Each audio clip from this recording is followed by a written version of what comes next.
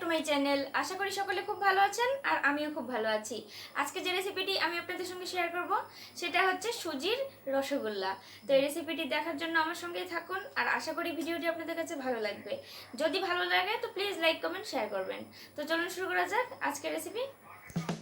তো ভিউয়ার্স, আমি প্রথমেই চিনি শিরাটা করে নেব। তার জন্য এখানে 1 কাপ চিনি দিয়ে দিলাম আর দিয়ে দিচ্ছি আমি 1 কাপ জল। আর সেন্টের জন্য দিয়ে দেবো আমি একটা এলাচ। তো এটা কোনো একটার কি দুটার হবে না, জাস্ট যখন হাতের মধ্যে আঠা আঠা লাগবে তখন বুঝতে হবে যে এটা হয়ে গেছে। দেখুন আমার শিরাটা কমপ্লিট। এবার আমি সুজিটা করে নেব। তার জন্য এখানে আমি 1 কাপ সুজি দিয়ে দিলাম আর হালকা ফ্রাই করে নিচ্ছি লো ফ্লেমে। 1 চামচ ঘি দিয়ে দেব। ঘিটা দিয়ে দিলাম। এবার আবারও আমি নাড়িয়ে নিচ্ছি। তো সুজিটা আমার ফ্রাই করা হয়ে গেছে। এবার এতে আমি দুধটা অ্যাড করে নেব আর অল্প অল্প করে দুধটা দিব, একসঙ্গে দুধটা দিব না। নাড়িয়ে নাড়িয়ে আমি দুধটা সবটা অ্যাড করে নিচ্ছি। লো থেকে মিডিয়াম ফ্লেমের মধ্যে এটা বানাতে হবে, পাতলা হলে চলবে না, একটু শক্ত ধরনের ডোটা হবে। বারবার নাড়াতে লাগবে এরকম করে। দেখুন আস্তে আস্তে কিন্তু শক্ত হয়ে যাচ্ছে। তো এবার এটা আমার হয়ে গেছে। দেখুন একটা পাত্রে আমি এটা তুলে নেব। এবার এতে আমি দিয়ে দিচ্ছি 1 চামচ পরিমাণ ঘি। এবার এটাকে আমি ভালো করে ময়ান করে নেব।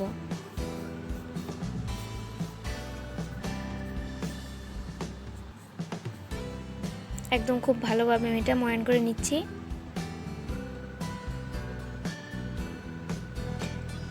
ময়ান করা হয়ে গেছে। এবার এটা আমি একটা চামচ দিয়ে অল্প অল্প নেব আর রসগোল্লা আকারে বানিয়ে নেব। এটা যে কোনো শেপেরই বানানো যেতে পারে, কিন্তু রসগোল্লা যেহেতু তার জন্য এটা আমি গোল করেই বানালাম।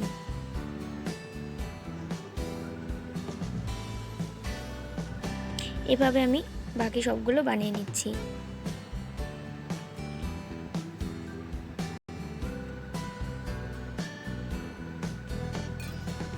দেখুন আমি সবগুলো বানিয়ে নিয়েছি। এবার এগুলো আমি ভাজতে চলে যাব। তো প্যানটা আমি আগেই বসিয়ে দিয়েছিলাম আর গরম হয়ে যাওয়ার পর আমি তেল দিয়ে দিয়েছি যথেষ্ট পরিমাণ। এবার এতে আমি বলসগুলো দিয়ে দিচ্ছি আর লো ফ্লেমে এগুলো আমি ভেজে নেব হালকা ব্রাউন করে।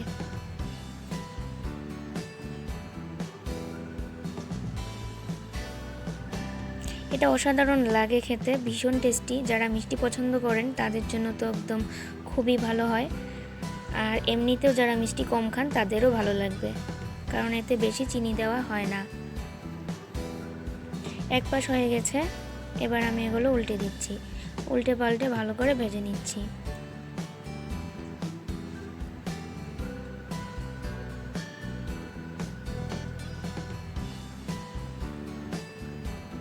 ব্রাউন কালার চলে এসছে। এবার এগুলো আমি নামিয়ে নেব। নামিয়ে আমি চিনি শিরাটাতে দিয়ে দিচ্ছি। সবগুলো বলস এখানে আমি দিয়ে দিলাম।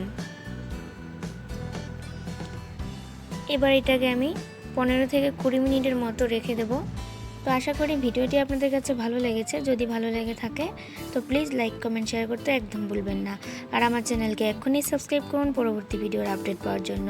তো আবার দেখা হবে নতুন কোনো রেসিপি নিয়ে। ততক্ষণ সবাই খুব ভালো থাকবেন। আজকের মতো এখানেই বিদায়। বাই।